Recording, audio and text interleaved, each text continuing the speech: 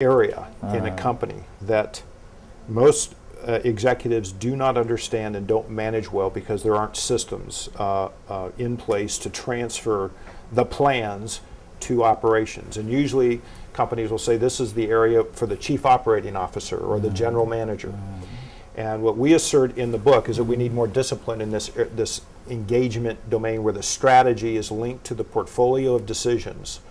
What do you mean by portfolio? So it's a great question. So every organization has a portfolio of resources. You have a limited number of dollars, you have a limited number of people, and a portfolio process. Basically resources available. Yes, it's a resource allocation area, right? Who gets to work on what projects? Okay, so you want to link with the resources available. Right.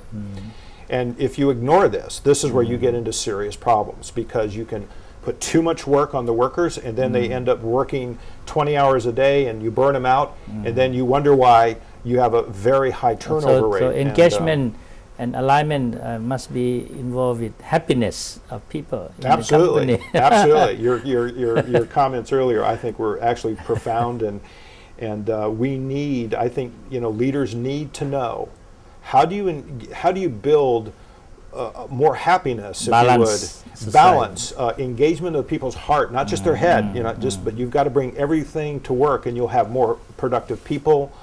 And I think this is the one area that if you get it wrong, once it's released in the organization, this is your last chance, if you would, to make sure that you can create the alignment, right, to build happier, healthier systems to have the people work. The last two important point, you call it synthesis and then transition. Could you explain in briefly what is synthesis mean? Right. So synthesis is the domain where now we must execute the work. This is now 80% of the organization. The workers have to now take the work, plan it, break it down, and execute it, right? So it takes a lot of project work. This is where a lot of the project and program management type of elements come into place, because now the strategy requires new work, so it must be planned and executed. And the synthesis domain is about the project area. To link the project together. To link the projects to the strategy, and then ultimately to the results. It could be many projects. Many, yeah. And synthesis is try to combine them together. And finally, you said transition from project to the mainstream. Yeah.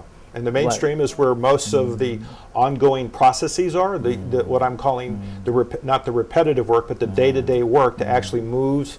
Your services, your products are actually moving through the organization.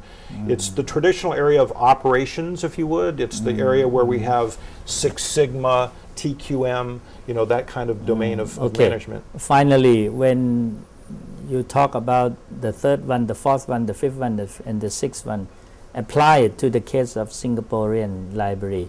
On the alignment, what does it mean for the Singaporean case study? So. That's a very great question, because in the Singapore library, what they had to align was essentially everything. So for example, they had a workforce that was basically used to the day-to-day bureaucracy of an old government style of management. Well, they're going to institute an entirely new structure of libraries, of digital technology, and so forth. And they literally had to reform the work practices of the unions and the people. The different culture. Yes, very diverse cultures you can imagine in Singapore. And still do that and still build what they need to build to transform the organization. So they had to align the existing culture to a new way of thinking. On the fourth one, on engagement, how did you do that? Well, so this is where they brought us in. They brought my company in to actually try to construct a new approach to management in terms of project portfolio management. So they had a lot of training, a lot of education that they brought into their management group as to how they were going to transform the library over a multi-year period in order to achieve the results. And they had to do this by coming stronger. So the engagement is the people engagement also? It's people engagement, it's project engagement, it's really at the kind of core of planning the work. And since this was all new work, this has never been done before, so they're adding all this work. But engagement means everybody own the process. On the things, so they have to be involved. Yeah, on the people side, you want people to be able to understand the work they're going to do, why they're doing it. So the engagement is not only for people engagement. No. Other kind of engagement, like what? So engagement in the planning process, to be Okay. collaborative, to ask for my opinion. What do I think? Can we execute this? What are the risks Okay. if we try to put this into the current system? Okay. So the engagement goes much people deeper. engagement planning process. Processes that had to change, the new technologies that had to be engaged, right? Okay. So you really look at it from a systems point of view, it's a much but different. engagement means you have to involve people also. Yes.